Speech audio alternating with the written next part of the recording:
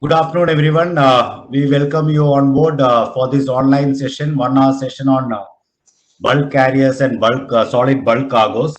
This is part of our ongoing online initiative for spreading awareness and as well as certain knowledge about various types of cargos. In the last 1.5 months, we were mostly concentrating on IMDG code and packaged dangerous goods. I request everyone to keep their microphone on mute to avoid echoing back. As I said, last 1.5 months, we were mostly concentrating on packaged dangerous goods and IMDG code. We did various online sessions on IMDG code, including consignment, port operation, segregations, etc. Also, safety data sheet and hazard communication. On this session, we are going to concentrate on solid bulk cargos and bulk carriers, including terminal ship and terminal interface.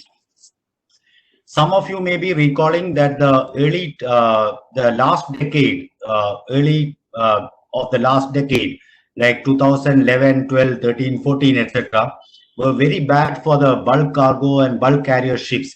Many ships have lost out at sea, resulting in total loss of life and total loss of vessel. And last 2 years was very bad for container ships, mainly due to misdeclared and undeclared dangerous goods, resulting in accidents, explosion, including 5 people losing their lives on Maersk Honam in 2018. Today's our session will be mostly concentrated on solid bulk cargos, the loading procedures, acceptance procedures, types of cargo, and as well as different types of hazard involved in carriage of solid bulk cargos. We have Captain Chandar with us. Captain Chandar is very experienced in solid bulk cargos. He has been a sailing master as well as last 8 to 10 years he is doing a shoreside job, including vessel survey, cargo surveys on behalf of cargo owners as well as vessel owners. I hand it over to Captain Chandar to start his presentation. During this presentation, anybody having any questions, you can type in into the chat function. In case if there is any breakage in internet connection, example power outage or Wi-Fi, please hold on for 2 or 3 minutes. We will be back to other backup. Thank you everyone for joining. Captain Chandar, over to you. Thank you, sir. Thank you very much. I'm Captain Chandravar from Eden Maritime, and today myself and Mr. Shashi Kalada are going to give this webinar on bulk carriers and terminals with the special emphasis on International Maritime Solid Bulk Cargo Code, which is IMSBC code. And we request you that keep your microphones muted, and we'll be asking you some questions during the course of the webinar. Kindly write your answers into the in the chat box. We have dedicated today's webinar to late Captain Hari Subramaniam sir, and he passed away recently, and he has written many books of the maritime interest, and his nutshell series of books was very famous. And I'm sure all of us in this webinar at any given time in our careers must have read some of his books. Personally, I am very fond of his book, Marine Meteorology, and even today I find time to read it. Now, objective of today's webinar is to spread awareness about safe loading and unloading of the bulk carriers with the special emphasis on the IMSBC code. What are the different codes in force for different cargo types? What are solid bulk cargos? What are MHB cargos, which are material hazardous in bulk? And what are the hazards of loading solid bulk cargos? Cargo liquefaction, chemical hazards, and what are the documentation required with respect to the solid bulk cargos, and with special emphasis on document of compliance, special requirements for ships carrying dangerous goods. And finally, we shall take up the ship-shore interface. Now, as per the Intercargo report, which has been published recently for 2020, in last 10 years, 173 lives have been lost with loss of 39 bulk carriers. And we'll be surprised to know that out of this, 106 lives have been lost due to liquefaction of the cargo, and which was on 8 of the bulk carriers which we have lost. In fact, two more bulk carriers, they were also lost because of the liquefaction of the cargo, but their report has so far not been submitted to the IMO GISIS. Otherwise, more or less out of 173 lives lost, 80% of the lives lost were only because of the liquefaction of the cargo and the subsequent loss of the ships and the crew on the ships. Now, as we said, out of this official 8 bulk carriers, 6 of them were carrying only the nickel ore from Indonesia. One vessel was carrying iron ore from Malaysia, and one had loaded bauxite cargo from the Malaysia. This is the last vessel which had sunk. She's Noor Alia, as we can see on the left-hand side on our screen. This vessel was 2002 built Japanese built vessel, and she was carrying nickel ore within the Indonesian islands. She sank on 20th of August 2019 at 4 a.m. early morning without any trace, and 25 lives were lost. In the picture, we can see the family members of the crew members. They were taken to the site where the ship had sunk to pay their homage.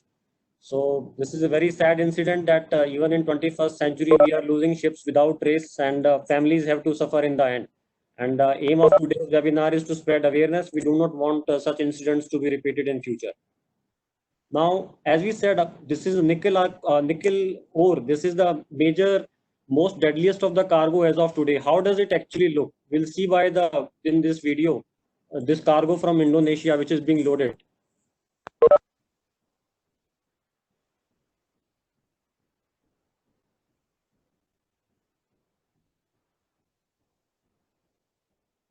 As you can see, this is like a cake cargo with water inside it. This whole cargo is like a cake.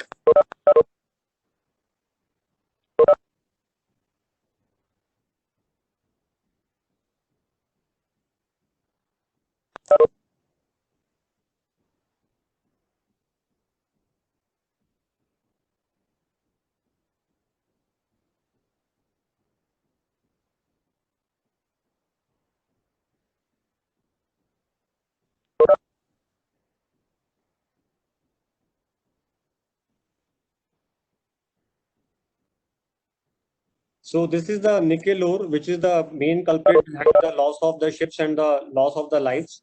So the fact is that how much efforts in our careers we have spent on studying about anti-collision regulations and getting knowledge about the various emergencies like fire, explosion, or groundings and how to prevent them.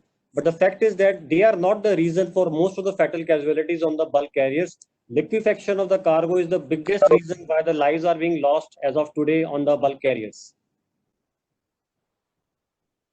So what are solid bulk cargoes? Any cargo which is loaded directly into the cargo holds of a bulk carrier is a solid bulk cargo.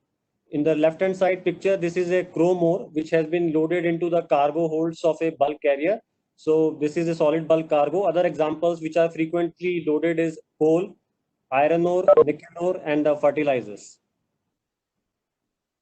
What codes are there for the different cargo types in the world? For any time when the solid bulk cargo is getting loaded on the ships, IMSBC code is to be followed. For loading grain in bulk, International Grain Code is to be followed. For loading packaged dangerous goods on the ships, IMDG code is followed. Those carrying chemical carriers, they follow IBC code, and gas carriers loading liquid gas, they follow the IGC code.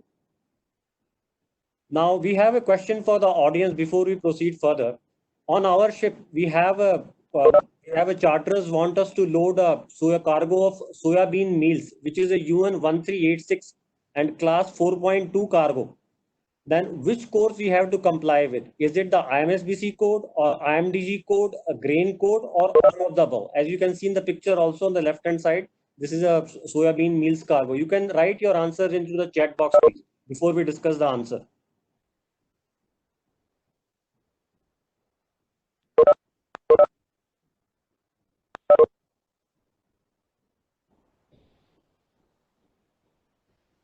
Anybody having view about accepting soybean meal class 4.2 on a bulk carrier, which code has to be followed?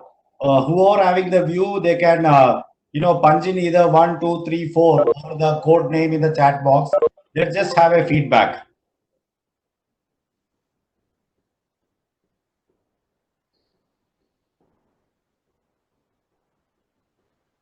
Okay, we are getting a mixed response. All three: IMSBC, IMDG, grain code, all of above. Great Well, feedback. Thank you, everyone.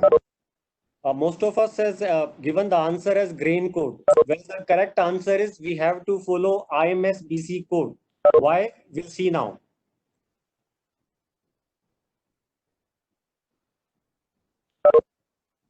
Well, soybean meals is a seed cake. It is not a grain. It is made by extracting the oil from the soybean grains. As we see in the left hand side, the bottom picture is soybeans, soybean grain. And when we extract oil from it, what we get is the soybean meals, which is the cargo which the charterers want us to load. So this soybean meals, though it is a dangerous cargo of class 4.2 UN 1386, but when it is loaded in bulk, it will be covered under the IMSBC code, not under the IMDG code and not under the grain code. So soybean meals is a seed cake, it is not a grain. And even though it is dangerous, it will be covered only under the IMSBC code. Now, so for solid bulk cargoes, we are loading in bulk, we have to only follow IMSBC code. And if we are loading packaged dangerous goods, we have to only follow IMDG code. And if we are loading grain in bulk, we have to follow the grain code only. So what is the use of IMSBC code to us? We want the cargo to be transported from point A to point B safely, with keeping the ship safe, keeping the cargo safe, and keeping the load port and the discharge port safe. So the whatever information is required, that is given in the IMSBC code. So this is the whole and sole purpose of the IMSBC code. Now we have one more question for the audience today. Following is a correct statement with respect to the IMSBC code. Only one statement is correct. IMSBC code is number one, voluntary. Number two, it is mandatory. Number three, it will become mandatory from 1st of January 2021. And number four, it became mandatory on 1st of January 2019. Please write your answers into the chat box. Let's see.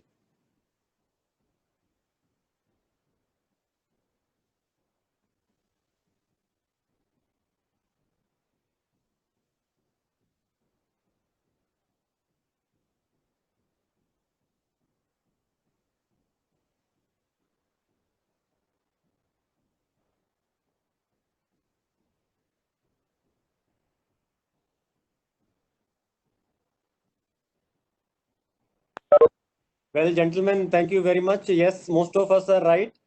This is a mandatory code.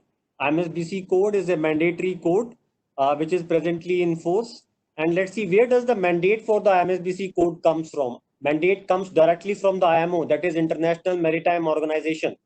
IMSBC code was introduced in 2008 to replace the old BC code, which is code of safe practices for solid bulk cargoes. So IMSBC code replaced it, and it came into force on 1st of January 2011. Now, every 2 years, amendments are brought to the IMSBC code by the Maritime Safety Committee, which is MSC. And presently, the amendments 4 of 17 are in force, and amendment 5 of 19 shall enter into force on 1st of January 2021. So if we go now on board the ships, we'll get 2020 edition of the ships. If you want to buy from the market, you will get edition 2020, which will include amendment 5 of 19. Now, for each and every cargo in the appendix 1 of the IMSBC code, the characteristics are given. Now, out of these characteristics, we have physical properties, which are size, angle of repose, bulk density, and stowage factor. And we have the hazard classification of that cargo, which is class, subsidiary risk, MHB, and the group of the cargo. For example, for a cargo of coal, we have its physical properties written here. Size is up to 50 mm, bulk density, stowage factor is given, and then we have the hazard classification for that, and then it is a MHB cargo. And now there are various notations given under the MHB, and its group is B and A. The notations, the meaning of the notations is given here. For example, CB stands for combustible solids, SH stands for self-heating solids, WF stands for solids that involve flammable gas when wet, and so on. So that table is given for whatever notations is there in the characteristics of that cargo. Now, before we proceed, there are one extremely important quality of the solid bulk cargo is there, which we should all be aware of and thorough with the fundamental of it, which is the angle of repose. Now, what is the angle of repose? Angle of repose is when we load a cargo into the cargo hold, it will naturally form a slope into the cargo hold. Now, that natural angle of slope that cargo makes with the tank top of a ship is the angle of repose. As we can see in the picture, this is the angle of repose, or this is the angle of repose. Now, angle of repose need to be declared by the shipper in the shipper's declaration of cargo. Now we have proceeding. We have one more question for the audience today. With respect to the shifting of the cargo, which of the following statement is correct? Number one, more is the angle of repose, more chances of shifting of the cargo in the hold. More is the angle of repose, less chances of shifting of cargo in the hold. Or number three, angle of repose has no role in the cargo shifting. Or number four, angle of repose affects cargo shifting in exceptional cases. Only one of the statement is correct. Please write your answer.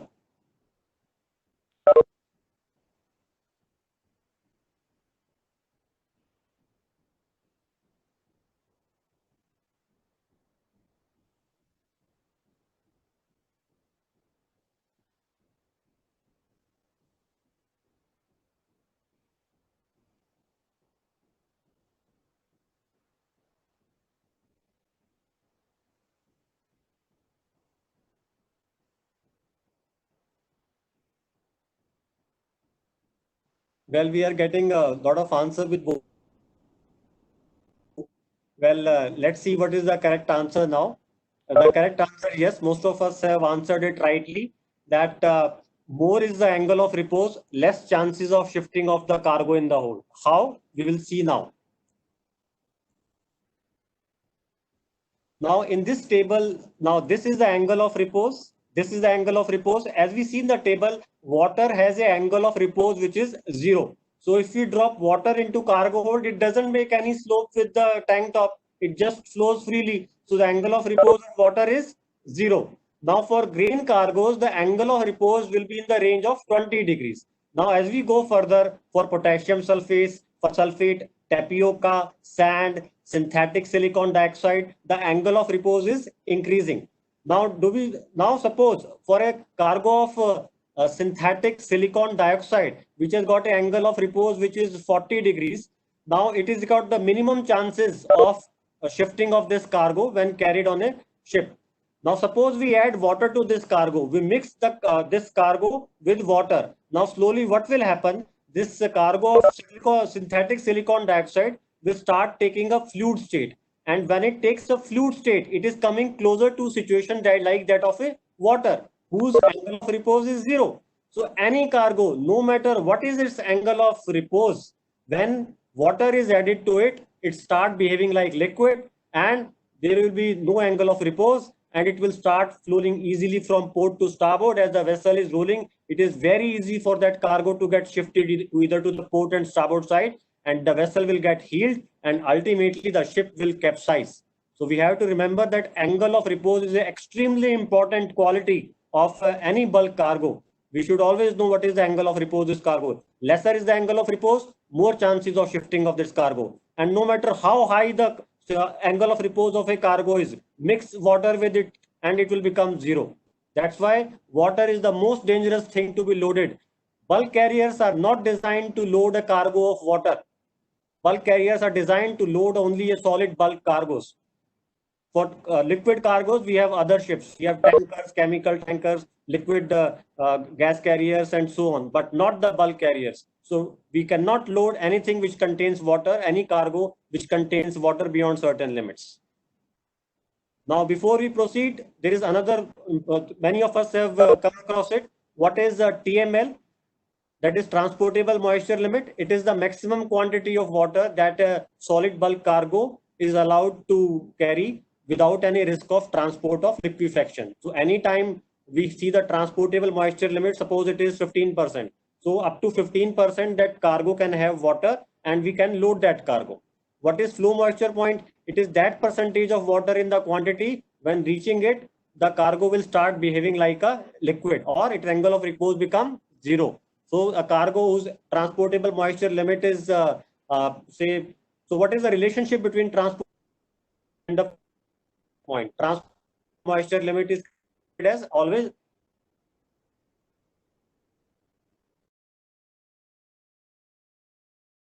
moisture is less than or equal to transportable moisture limit, which is only 90% of the flow moisture point. And what is the moisture content? It is the quantity of the water on percentage at the time of loading. Now that water can be ice or in or any other liquid form or water, whatever. It is the at the actual time of loading, how much was the water inside the cargo, that is moisture content.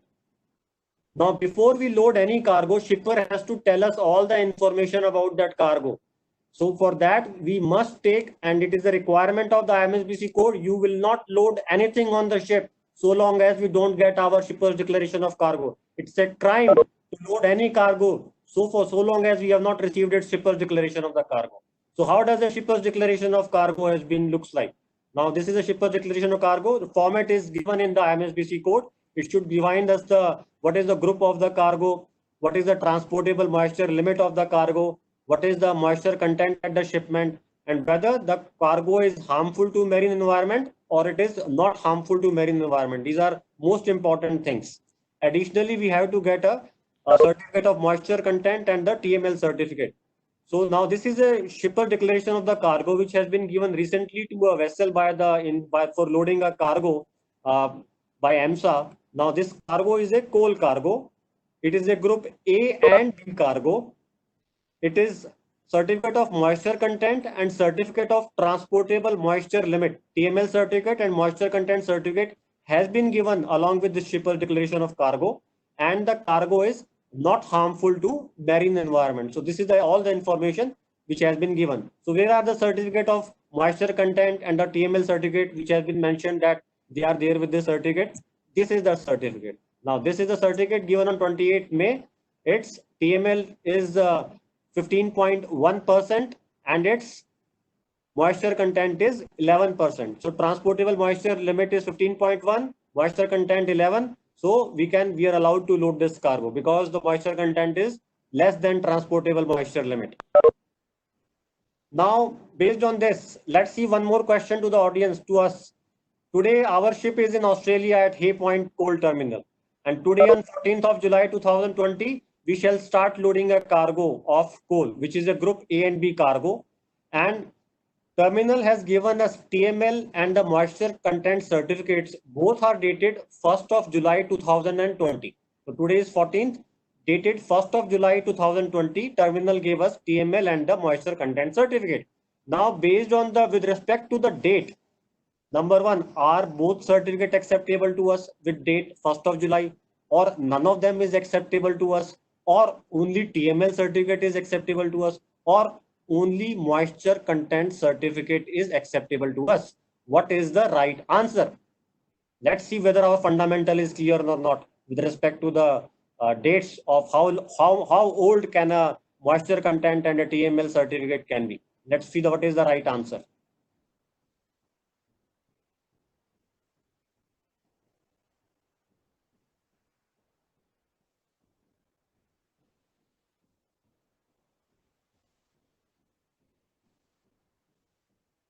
Well, we are overwhelmingly right in this case.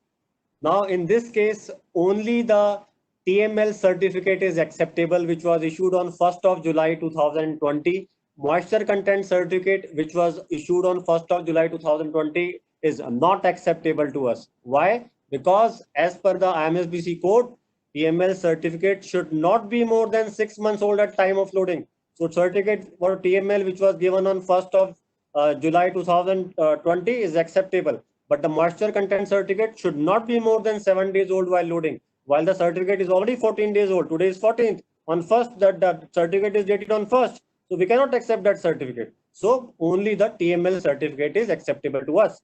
If we load cargo with the old moisture content certificate, if the PSC comes on board, it's a straightaway code 17 deficiency, and you will be left answering the why you loaded this cargo when that moisture content certificate was more than 7 days old. In fact, it is in our interest, we should know, in fact, actually while we are loading that cargo, how much is the moisture content in the cargo, so that we know it is not more than the transportable moisture limit. So never load a cargo. Rule is it should not be more than 7 days old at any given time as per the IMSBC code. So what are group A, B and C cargoes? Group A cargoes are the cargoes which will liquefy it shipped in excess of their transportable moisture limit. For example, coal, iron ore fines and nickel ore. So these cargo, coal, iron ore fines, if the amount of water in them is more than the transportable moisture limit, it is chances that this cargoes will liquefy. This is because of the property of this cargo that it will liquefy. Now there are certain class B cargo, group B cargoes. Now some chemical reaction takes place in them when we are carrying them on the ships out at sea, and some hazard can happen. They can blast, catch fire, spontaneous heating, evolve gases, whatever. So when some chemical reaction is when a cargo is there in which some chemical reaction can take place, it is a group B cargo, like coal, sawdust, wood chips. All of them are group B cargoes. And what are group C cargoes? These are neither liable to liquefy nor they will possess any chemical hazard, for example, limestone and cement. So, if we are loading a group C cargo, can we just be relaxed on the ships that everything is fine, everything is safe? Let's see, we'll see forward how safe are a group C cargoes also. It will come up in further. So now for the group B cargoes in which some chemical reaction can take place, these are of two types. Either they will be IMO class 429 or they will be MHB cargoes. Why IMO class 4 to 9? Because 1, 2, 3 is not possible. Class 1 is explosives, class 2 is gases, class 3 is liquid. And MHB cargoes are the cargoes which are not listed in the IMDG code, but they are dangerous when carried in bulk. A perfect example is the coal. Now, coal is not listed in the IMDG code, but it is emits toxic gases like hydrogen sulfide. It emits flammable gases like methane, and it can heat up spontaneously and catch fire. So it is dangerous, but it is not in the IMDG code. So what is how it is classified under Group B? This is a MHB cargo. When it is only dangerous when carried in bulk. Dangerous only when carried in bulk. Remember this. That is MHB. I will request our expert, Mr. Shashi Karada, is here on the IMDG code. He will throw us some more light on this IMO class 429 and the MHB cargoes. Thanks, Captain. Dangerous goods in IMSBC codes are those dangerous goods as defined by IMDG code. But the main difference is IMDG code is for packaged dangerous goods and IMSBC code is for dangerous goods, solid dangerous goods in bulk. When we talk about packaged dangerous goods, the IMDG code addresses the dangers arriving or deriving from the dangerous goods when it is in packaged form. Certain dangerous goods like class 1 explosives in IMDG code, if you change the type of package, it may change into class 4.1 flammable solid. If the type of package is changed, it may go back to class 1 explosives. Similarly, there are certain cargoes which is listed in IMDG code as packing group 1, 2 and 3, that is high hazard, medium hazard and low hazard. Beyond the criteria of packing group 3, it becomes a non-hazardous when it is in packaged form. But the same cargo, when carried in bulk, may possess chemical hazard. Then it is classified as material hazardous in bulk in IMSBC code. So we need to be very careful whether it is packaged or non-packaged. If it is non-packaged in bulk, whether it still possesses chemical hazard, then it falls under material hazardous in bulk under IMSBC code. Thank you, sir. Thank you very much. So we should remember that load anything packed on the bulk carriers. Everything goes straight away into the cargo hold. So IMDG code is not for us. IMDG code only deals with the packaged dangerous goods, which is not the case with the bulk carriers. So, but there are some IMO class solid bulk cargoes which we loaded in bulk on the bulk carrier, and for that all information for those dangerous substances is also only given in the IMSBC code. We will just follow the IMSBC code and nothing else. Though these IMO classes 1 to 9, all of them is given in the IMDG code, but for purpose of bulk carrier, only IMSBC code is to be followed, because IMDG code is for substances, for dangerous goods, for those who are loaded in the package form, which is not the case of a bulk carrier. Now, on the left-hand side of the screen, this is all the MHV cargoes, which are material hazardous in bulk. Means they are not IMO class 4 to 9, but they are still hazardous when loaded in bulk. So all of their list is given here. For example, charcoal is material hazardous in bulk. It does not have any IMO class. The lime unslacked is a material hazardous in bulk. It doesn't have any IMO class. Seed cakes, sawdust. Then we have the wood chips, wood pellets. Everything is hazardous in bulk. Some chemical reaction can happen with all of them. So they are like coal. Something will happen, some chemical reaction will happen. Something dangerous will happen to the ship when we are carrying them. But as we said, they are not listed in the IMO class 1 to 9 or 4 to 9. So they are only listed as MHB, material hazardous, only in bulk, only. Now we have given an example here. For example, coal is a group B cargo, and again barium nitrate is also a group B cargo, but coal is a MHB cargo, while barium nitrate is not a MHB cargo. It is listed in the IMDG code. It's a class 5.1 cargo. But remember, for both these cargoes, we have to follow only IMSBC code. That's all. So another examples of a group A cargo is like nickel ore, iron ore fines. Here the nickel ore is a group A cargo. Then group C cargo examples are cement, limestone. As we can see here, it's a group C cargo. Now we come to the hazard, that the topic that we started, that it is the biggest danger as of today to the bulk carriers and the lives of the people. So liquefaction of the cargo is as we said, it results, we have studied about angle of repose. If you load any cargo, mix water with it, angle of repose is 0, it starts behaving like liquid. It results in the loss of stability to the ship, and finally the ship's capsize. And secondly, we have chemical reactions of the cargo like coal. So many ships, they catch fire out at sea, coal starts burning, temperature rising. So that is a chemical reaction, chemical hazard of loading any cargo. And finally, we have a structural damage. If we are loading a very high density cargo right up in the sky and the tank top is so down, it might very well break the tank top. If we are loading steel pipes, if we are loading steel coils and the lashing break down at sea, they will very much rupture the ship side. And then that is a structural damage of the cargo to the ship. Now, what is wrong with this picture? Now, let us identify what is happening. This cargo has been loaded into the cargo hold of his ship. Now, this is a chrome ore. Now, what is wrong with this picture? This question is spot the hazard. Spot the hazard is the question. Now, okay, I will tell you what is wrong with this picture. Well, if you see the corners, can you see the water there? What you see, the color in the corners is all the water. Now you can see that water has covered up to, hoppers are not there to be seen only. So there is close to 2 meters of water in the hatch corners. Might be because of the raining, this water went into the hold, or because of some other reason. But we have a situation where there is a cargo and there is water has been loaded on the ship. Now, what it can become result in? Suppose, as we say, okay, this is a chrome ore, it is a group C cargo. So is it no problem loading water also with this cargo? Then any group C cargo, load anything with the water can be loaded? No, it cannot be. What it can, so now see this another picture. This is our friend is here, Mr. Captain Raktim Roy, who had kind enough to give me this picture. And this is one of a ship that had loaded this cargo like this. And as you can see, the cargo is behaving very fluffy.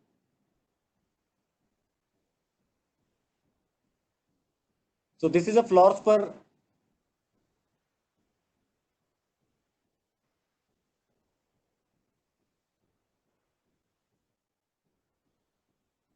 So this is a fluorspar cargo, and the cargo is we can see that cargo is behaving very fluffy, which is not. So there is water mixed with this cargo. So this is a problem loading this cargo also.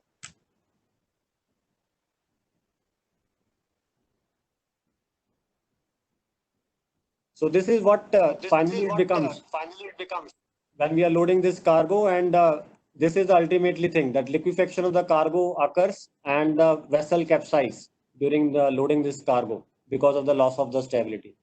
So this is the biggest problem that which is happening loading the group A cargoes and other cargoes also when the water is mixed inside the cargo holds. Now, the reason why we have sometimes even with the Group C cargoes or when we are loading a Group A cargo, when its moisture content has been given, its a TML certificate has been given, then why does that cargo liquefies? As we said, the ships that had sank, they were six of them were carrying nickel ore, one was carrying the iron ore fines, other one was carrying the bauxite ore. When they were declared as a Group A cargo, when TML certificate was given, when moisture content certificate was given, then what is the reason why did the liquefaction of the cargo took place? Now, one can be that rainy season, that when the certificate testing was done, then it was a rainy season, maybe even 6 days, 7 days back, then moisture content was calculated and the rain was there, or the mines stockpile parches, none of them were covered, or many of the times the TML certificate and moisture content certificate, especially in the third world countries, they are all forced. You load in Malaysia, Indonesia, Philippines, even in India, sometimes they all are the forged certificates. Or sometimes local testing the moisture content in the TML certificate, you get that death threats from the miners themselves and the shipper that either you'll get this or you will have problems. So even such kind of cases do exist.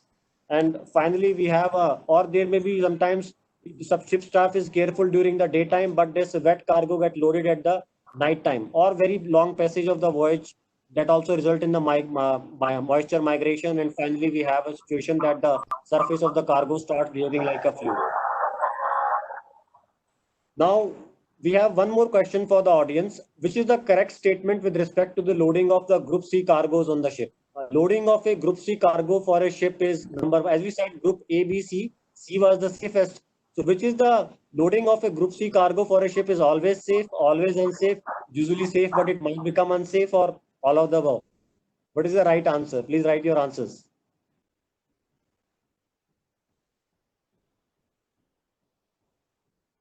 Well, overwhelmingly, we are right. Yeah, as we said, discussed, yeah. Yes, sir, you all are right. Absolutely right, sirs. That yes, when we are loading a Group C cargo, that it might be, it is considered as the safest to load. That it will not liquefy, and it is not going to have any chemical hazard. But sometimes loading this cargo also becomes problem. How? Let's see this cargo. This is ammonium nitrate based fertilizer. It is declared as non-hazardous. It is declared as non-hazardous, and it's a Group C cargo. So is it safe to load this cargo? Let's see what is the situation. Now, this was a ship, MV Cheshire. She is ammonium based nitrate based fertilizer, which is a non-hazardous cargo. And this cargo was loaded from Norway for discharging at Thailand. When the ship reached close to the Canary Islands, temperature of number 4 and number 5 cargo holds commenced to rise, and fumes started coming out of the cargo hold. As you can see, this is literally clouds of the fumes coming out of the from the cargo holds. And finally, the crew had to be evacuated, and they were very lucky indeed. Otherwise, you can imagine when this, because of the wind direction, if this fumes start going towards the accommodation, what will be the situation of the ship staff? You can't even abandon. This is a poison. We cannot even abandon the ship if we have to face this such kind of fumes. And mind it, this is a Group C cargo, no non-hazardous cargo. So vessel was declared a constructive total loss. So we can imagine what is happening to the industry. You declare a cargo as a Group C, you load water into this. This Group C cargo will liquefy, and we will not get even time to get out of our beds to don our life jackets. We'll be down at the bottom of the sea. We load a Group C cargo which has been declared with no chemical hazard, and we have to face these clouds of poison that is ready to take us our life within 2 to 3 minutes. So never ever rely on what is end of the day. It is we have to take everything with a pinch of salt. That even though it has been declared as a Group C cargo, anything has happened. This cargo can either liquefy, or it will result in or this cargo uh, there may be a chemical danger associated with. So the fact is that a cargo declared as a Group C in certificates might end up showing chemical hazard like a Group B cargo during voyage, or it might liquefy like a Group A cargo during the voyage. So never go by the face value of a certificate that it's showing it's a Group C cargo. Ships have sunk when the cargo ship staff was given with the declaration that it is a Group C cargo. Now, let's see now latest amendment to the IMSBC code. Now, latest amendment is 5 of 19, which will enter into force on 1st of January 2021. Now, as per this, one important entry, which is that the bauxite fines, it has been uh, new cargo has been added, and it is a Group A cargo, means liable to liquefy. You know why this? Why Maritime Safety Committee has added this cargo now, bauxite fines as a Group A cargo? Now, there was a ship, and it had loaded. Ship name was the Bulk Jupiter. I'm sure many of us have heard this name. This ship had loaded bauxite cargo in the Malaysia, and the cargo got liquefied, and finally the vessel had sunk again with loss of lives. So a lot of research was done, and then they came back with the conclusion that bauxite cargo cannot be a bauxite is a Group C cargo, but there is one more cargo can be, which is bauxite fines, and that we will declare as Group A, which can liquefy. So we can understand that industry is learning. We are in the learning stage. A cargo which has been otherwise been a Group C cargo, when some ship sinks, we start making it a Group A cargo or a Group B cargo. So we need to be extremely careful with this, that we are all, whole industry is into a learning phase. So as we said, so we'll come back to this amendment 5 of 19, that new cargo has been added because bauxite fines. This was because the ship Bulk Jupiter, which had loaded bauxite from the Malaysia, it sank and resulting in loss of life. Bauxite cargo is still there. Bauxite Group C is still there, but additionally, bauxite fines have been added as a Group A cargo.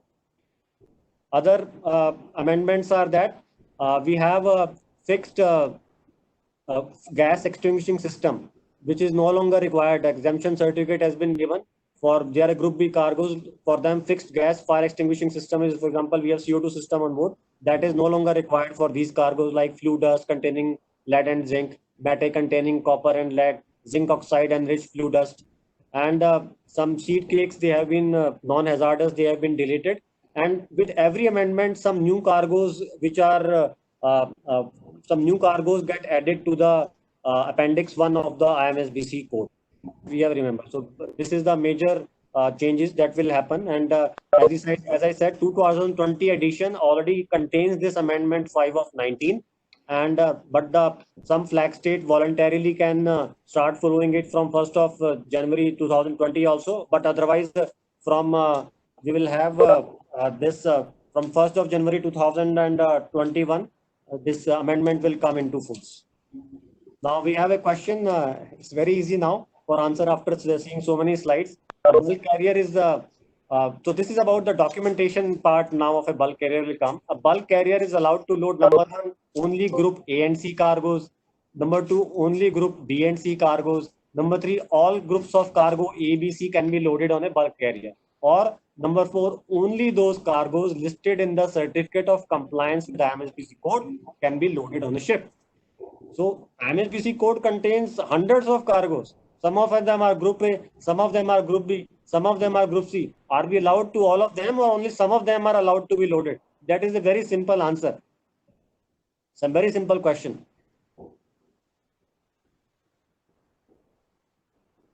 Well, most of us have answered rightly. Yes, only those cargoes listed in the IMS BC compliance, in the certificate of compliance with the IMSBC code, are allowed to be loaded. Now, how does this certificate look? Now we'll see. So this is certificate of compliance with International Maritime Solid Bulk Cargoes Code, which has been issued by the class NKK to the vessel. And this certificate, in its appendix, it will contain a list of cargoes which are permitted to be carried by that particular vessel. For example, on this ship, all cargoes of Group A and C can be loaded.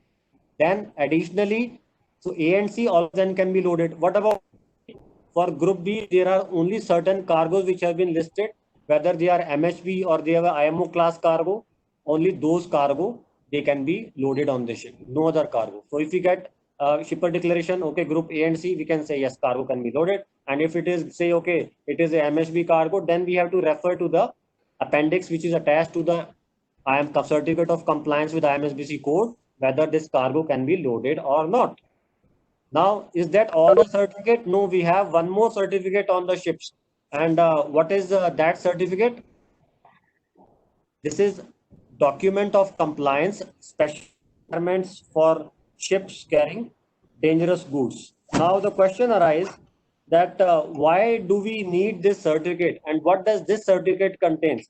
When we have already seen a certificate which is IMSBC code compliance certificate. So what is the need of this certificate and why is to be why we need to have this certificate on board? Well, I'll tell you the answer for this is that we have a SOLAS chapter 2, which is fire construction, fire detection and extinction. And for that, any solid bulk cargo which is loaded on board a ship has to comply with certain requirements of SOLAS chapter 2.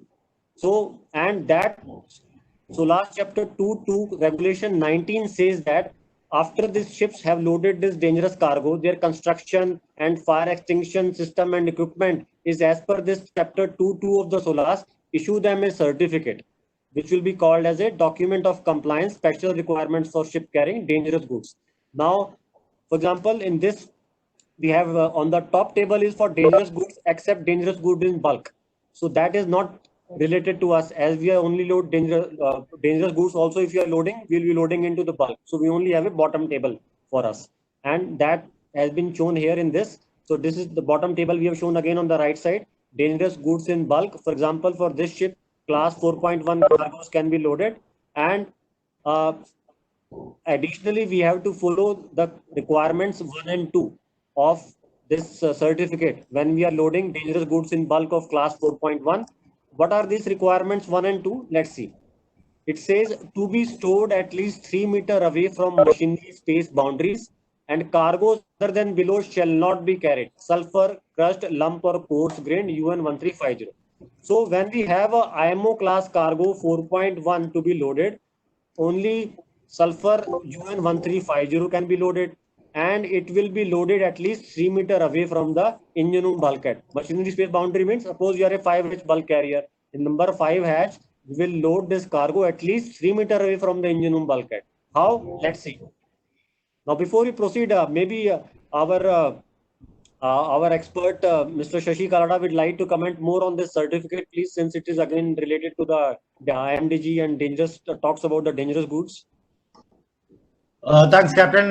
This certificate of document of compliance issued under SOLAS Regulation 2219, that is very important, and people who plan to load a ship must look into that document of compliance before accepting to load any dangerous goods. If we load any dangerous goods into a cargo hold which is not certified for that particular class of dangerous goods or UN number, then it will come out of the insurance coverage. Anything happens during the voyage or while carrying that cargo will not be covered by insurance. This becomes very crucial, especially for container ships, because normally in bulk carriers only one type of cargo is loaded, or one or two types of cargoes in different cargo holds. But when we come to container ships, there are thousands of different dangerous goods offered by thousands of shippers in tens of thousands of containers being loaded on board ship. So document of compliance plays a very vital role in that. Right, so thank you very much for enlightening with us with that. But as we said, we have been since the start of this webinar, we have been saying that even if it is a dangerous cargo, whether it is class 4, 5, 6, 7, 8 or 9, it is loaded in bulk. IMSBC code is followed. And how? For example, now this is a class 4.1 sulfur which is supposed to be loaded here. And then that whatever information is required, either given in the IMSBC code, or it will be given in the IMSBC code compliance certificate of the ship, or it will be given in the document of compliance special requirements for ships carrying dangerous goods. So all the information will be there itself on board the ship itself in its certificates, how this cargo is to be loaded, or we have the IMSBC code. we will not be seeing the IMDG code for the purpose of loading dangerous goods in bulk. That is because IMDG code is again and again we are telling only for loading packaged dangerous goods. But we are bulk carriers, we don't load anything packaged. So we only follow IMSBC code, we only follow IMSBC code compliance certificate, or we follow additionally we follow document of compliance special requirement for ships carrying dangerous goods. Now, as we said, this sulfur can be loaded, then that also only 3 meters away from the machinery space bulkhead. Now see, now suppose we have to load this cargo. This is a sulfur UN1350 class 4.1 and it is a group B cargo. So how it is loaded, how does our certificate says? It says that load 3 meters away from engine room bulkhead. How it is to be loaded 3 meters away from engine room bulkhead? Now this is how it is loaded 3 meters away from the engine room bulkhead, as we can see. Now this is the number 5 cargo hold, and then we have engine room bulkhead. 2 containers have been loaded here to keep a distance of 3 meters from the engine room bulkhead. When we are loading sulfur, we always do lime wash. Otherwise, this sulfur cargo is corrosive. It will spoil our steel work in the cargo hold. So lime washing has been done. The container also have been lime washed. So they are maintaining a 3 meter distance has been maintained loading this cargo from the engine room bulkhead. I was very lucky that I have worked for Captain Ravi Prakash, and he sent me on one of the ship to load this cargo. And because of them, I'm very thankful to him for increasing my knowledge and sending me on such kind of vessels. Thank you, sir. So this is how we have complied with this regulation. Now, we will also take up one question. Always remember that now SOLAS chapter 2.2, it says that if this bulkhead, engine room bulkhead, is a A60 bulkhead, then we do not need to maintain this 3 meter distance. If it is a A60 bulkhead, then we do not maintain that distance, because if it is then it is not, then it is good enough to the cargo can come right up to the engine room bulkhead. But if it is not a A60 bulkhead, then we have to keep a distance of 3 meters. Like in that case, we have managed with this loading this containers and maintaining the distance. So always, as I said, refer to the only 2 certificates are there on the ship. First is the IMSBC code compliance certificate, and the second is a document of compliance dangerous goods. All the information for that particular ship will be given in those 2 certificates, whether that cargo can be loaded or not, and if it has to be loaded, how it has to be loaded. Only these 2 certificates will give all the information. Any cargo which is not appearing in the IMSBC code certificate or DG dangerous good, we are not allowed to load that certificate. And if cargo quarters ask you, okay, load this cargo which is not in our 2 certificates, then we have to contact the class. Only class can we have to send all the information about that cargo to the class, and only class can come back, okay, because of your construction or any other requirement that you need to follow. So it's a matter beyond the ship staff, or so it has to be taken up only by the class and the flag. They will finally allow the ship in that whether the cargo can be loaded or it cannot be loaded. Okay, next question. Long time no question. So this is a good question again. We have our cruise instructions have come, my friends, and we are supposed to load the granular sulfur in Kandla in India. Now, which code we have to be governed by? Like as you can see on the left hand side, granular sulfur particles are there. So which code we have to follow? Whether it is IMSBC code, IMDG code, grain code, or all of the above. Which code need to be followed when loading the granular sulfur?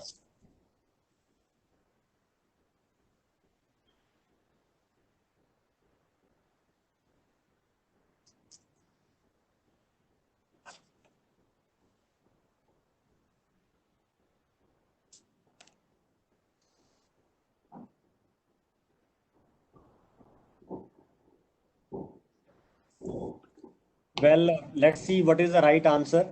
Now, when we are loading a granular sulfur in India, you'll be surprised that we have to follow the grain code. Now, why? Let's see this. MV Arcadia Pride was a vessel which had loaded granular sulfur from the Ruwais, United Arab Emirates, and she was supposed to discharge cargo in India. And in June 1997, there were very heavy seas off Mumbai coast, and the vessel sank there, resulting in the loss of life. Now the Mercantile Marine Department (MMD) carried out investigation, and finally it was loss of the cargo was loss of the ship was attributed to the fact that this granular sulfur started behaving like grain, and when the rolling was taking place port and starboard, this cargo got shifted just like grain. And so because of this, the DG Shipping issued a notice MS number 22 of 1998 stating that any vessel loading granular sulfur anywhere in the world for discharging in Indian port or any vessel loading granular sulfur in India, they have to follow the requirements of the International Grain Code. That means our allowable handling moments, our angle of heel due to shifting of the cargo should not be more than 12 degrees. Our GM should be at least 0.3 meters during all the stages of the cargo carried. So whatever the requirements of the International Grain Code need to be complied with, and this when we are loading cargo of granular sulfur in India or for discharging in Indian ports anywhere in the world.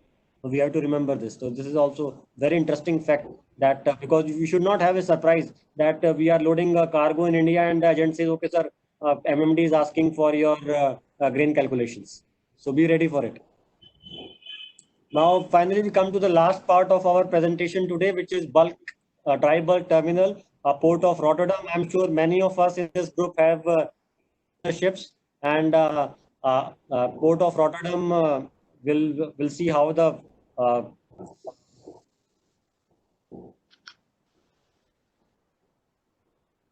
this is the ship Berge and Stahl, and it was the biggest bulk carrier, and I was third mate and second mate on this ship. 22-meter draft, loading PDM, discharging Rotterdam always. Rotterdam PDM route.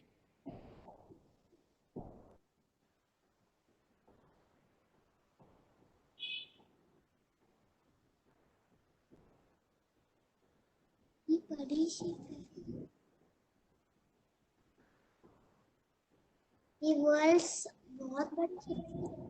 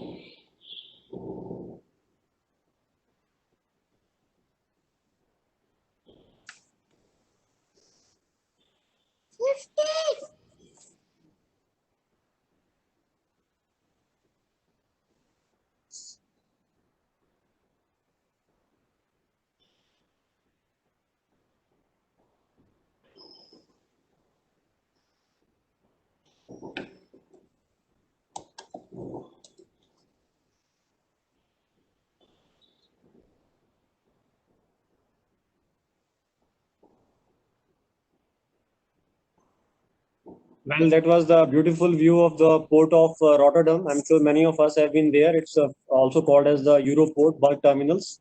And finally, we come to the ship shore interface management. So what are the loader unloader operator? What is the knowledge base that is required for him? Well, one thing we have to understand that whosoever has got stakes in the bulk cargo shipping, whether it is the ship, whether it is a shipper, whether it is a charter, whether it is a terminal, all of them have to, whether it is shipper or receiver, all of them have to comply with the IMSBC code. It is not just for one party. Everybody is bound to follow the IMSBC code. So a loader and loader operator, he need to know the dangerous any hazard, that particular cargo that he's loading on the ship or unloading from the ship. He should be aware of that as per the IMSBC code, and he should be aware of course, he should have proper training in operation of that loader or loader or unloader. He should be certified to operate it, and he should be aware of what are the emergency stops for operating it. And in case there is emergency, suppose there is fire takes place in the terminal or fire takes place in the ship, what are his duties, what he's supposed to do. He also need to be aware that what is need to take, and he need to follow correctly the loading plan which has been agreed between the ship and the terminal. You need to follow that in its full spirit.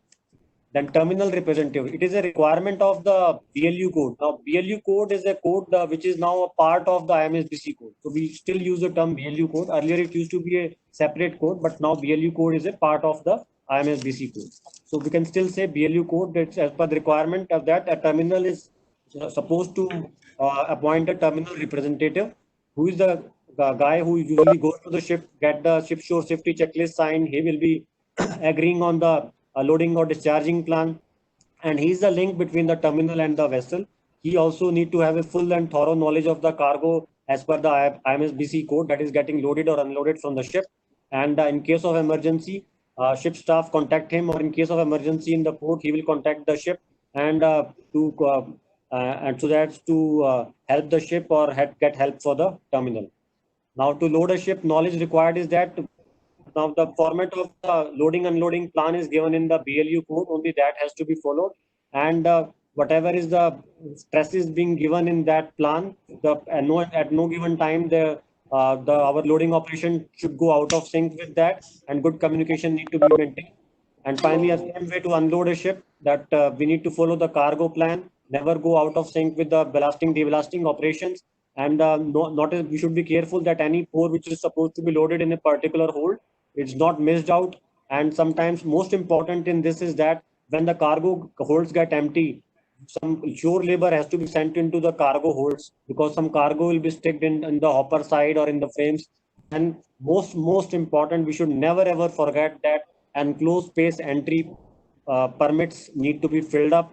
Many of the times, as we have seen, cargo hold is empty, but the Australian ladder entry at the tank top, it is covered with the cargo, and this full gases exist in the Australian ladder compartment, and this can give rise to anybody enters it is sure to die. So we should not see that cargo hold is empty and enter into the Australian ladder compartment. This is so many times accidents have happened. So kindly ensure that enclosed space entry procedures are being religiously followed. Discharging operations also, and also during the loading operations. In fact, nobody should enter a cargo hold when the cargo has started loading. But discharging operate times, we have to send, but follow the enclosed space entry procedures. That's all from our side today, and thank you very much, gentlemen and ladies and gentlemen, for coming us and for being a part of today's webinar. Any questions, you can always contact Mr. Shashi Kalada. His phone number is given, and he's expert on the IMDG code, and he's IMDG code compliance center was his